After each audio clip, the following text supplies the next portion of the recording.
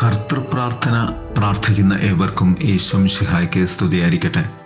തിരുസഭ മാതാവ് ഇന്ന് നമുക്ക് നൽകുന്ന വചനധ്യാനം മത്തായിയുടെ സുവിശേഷം 6-ാം അധ്യായം 7 മുതൽ 15 വരെയുള്ള വാക്യങ്ങളാണ്. പ്രാർത്ഥിക്കുമ്പോൾ വിജാതീയരെ പോലെ നിങ്ങൾ അതിഭാഷണം ചെയ്യരുത് എന്ന് പറഞ്ഞുകൊണ്ട് കർത്താവ് പഠിപ്പിച്ച കർത്തൃപ്രാർത്ഥന. ഒന്നാമതായി, പ്രാർത്ഥനയുടെ അതിഭാഷണം. നമ്മുടെ പ്രാർത്ഥനകളുടെ ദൈർഘ്യമോ വാക്ചാതുര്യമോ അല്ല സത്യദൈവത്തെ ആകർഷിക്കുന്നത്, മറിച്ച് ഹൃദയമാണ്. പ്രാർത്ഥനയ്ക്ക് നാവിനേക്കാൾ ഹൃദയം ആവശ്യമാണ്. പ്രാർത്ഥനയുടെ വാചാലത ആഗ്രഹത്തിൻ്റെ തീഷ്ണതയിലും വിശ്വാസത്തിൻ്റെ ലാളിത്യത്തിലും അടങ്ങിയിരിക്കുന്നു എന്ന് ക്ലാർക്ക് പറഞ്ഞു വച്ചു. നമ്മുടെ പല വാക്കുകളിലൂടെ ദൈവത്തെ ആകർഷിക്കാൻ ശ്രമിക്കുമ്പോൾ ദൈവം സ്നേഹവാനായ എന്നാൽ പരിശുദ്ധനായ പിതാവാണെന്ന് നാം മറന്നുപോകുന്നു അഥവാ നിഷേധിക്കുന്നു. പകരം നാം സഭാ പ്രസംഗ പുസ്തകത്തിൽ 5:2 പറയുന്നത് പോലെ, ദൈവം സ്വർഗത്തിലും നിങ്ങൾ ഭൂമിയിലുമുണ്ട്, അതിനാൽ നിങ്ങളുടെ വാക്കുകൾ കുറവായിരിക്കട്ടെ. 2, നിങ്ങൾ ചോദിക്കുന്നതിന് മുൻപ് നിങ്ങളുടെ ആവശ്യം അറിയുന്ന പിതാവ്. ഞങ്ങൾ അവനോട് പറയുന്നതിന് മുൻപ് ദൈവത്തിന് അറിയാത്ത കാര്യങ്ങൾ അവനോട് പറയാൻ ഞങ്ങൾ പ്രാർത്ഥിക്കുന്നില്ല. എല്ലാ ആവശ്യങ്ങളും ആശങ്കകളും ദൈവത്തിൻ്റെ സിംഹാസനത്തിന് മുമ്പിൽ കൊണ്ടുവരാൻ ആഗ്രഹിക്കുന്ന സ്നേഹവാനായ ഒരു ദൈവവുമായി ആശയവിനിമയം നടത്താനും അവനോട് അപേക്ഷിക്കാനും ഞങ്ങൾ പ്രാർത്ഥിക്കുന്നു.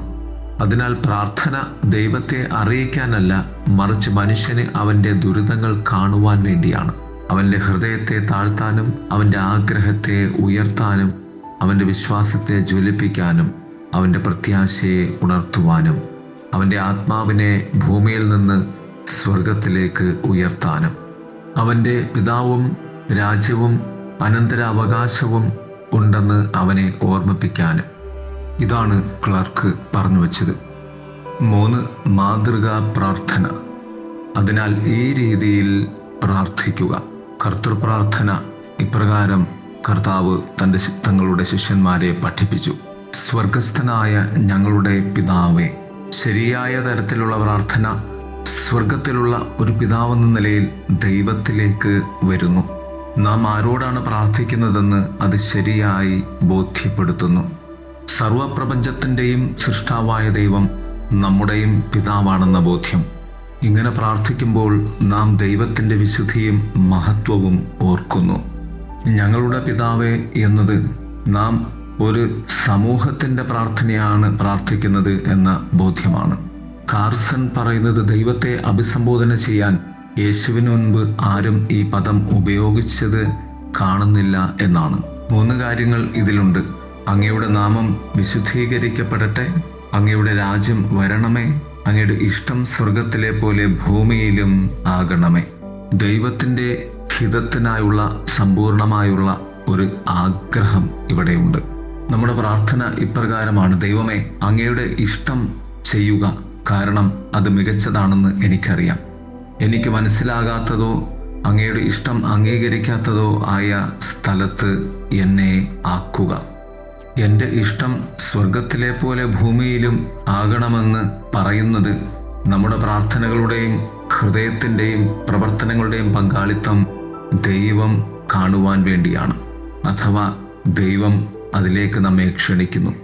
അന്നു വേണ്ടുന്ന അപ്പവും കടക്കാരോടുള്ള ക്ഷമയും അതുവഴി ഞങ്ങളോടുള്ള ക്ഷമയും ലോഭനങ്ങളിലേക്ക് നയിക്കരുത് എന്ന പ്രാർത്ഥനയും ദൈനംദിന കരുതൽ, ക്ഷമ, പ്രലോഭനത്തെ അഭിമുഖീകരിക്കുവാനുള്ള ശക്തി എന്നിവ ദൈവം തന്നെ നമുക്ക് തരുവാനുള്ള അപേക്ഷയാണ്.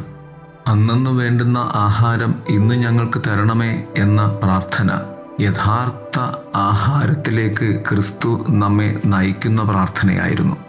യഥാർത്ഥത്തിൽ അത് ക്രിസ്തു തന്നെ ആയിരുന്നു എന്നതാണ് സത്യം.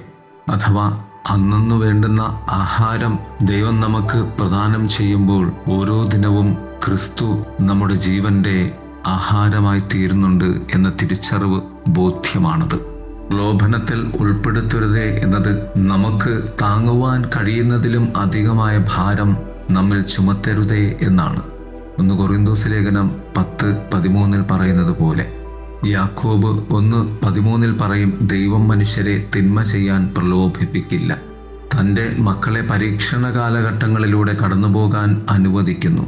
അതിലുള്ള 4 കാര്യങ്ങൾ: സ്വന്തം ശക്തിയിൽ ഒരിക്കലും അഭിമാനിക്കരുത്, ഒരിക്കലും പരീക്ഷണങ്ങൾ ആഗ്രഹിക്കരുത്, ഒരിക്കലും പ്രലോഭനങ്ങളിലേക്ക് പോകരുത്, ഒരിക്കലും മറ്റുള്ളവരെ പ്രലോഭനത്തിലേക്ക് നയിക്കരുത് എന്നിവയൊക്കെയാണ്. ഒടുവിലായി, മറ്റുള്ളവരോട് ക്ഷമിച്ചുകൊണ്ട് നമുക്ക് വേണ്ടിയുള്ള ദൈവീക ക്ഷമ നാം ആർജിക്കേണ്ടതുണ്ട് എന്ന സത്യമാണ്. പ്രിയമുള്ളവരെ, കർത്താവിൻ്റെ പ്രാർത്ഥന അർത്ഥത്തോടെയും ജീവനോടെയും സ്നേഹത്തോടെയും നമുക്ക് പ്രാർത്ഥിക്കാം. ദൈവം നമ്മെ സമൃദ്ധമായി അനുഗ്രഹിക്കട്ടെ. ആമേൻ.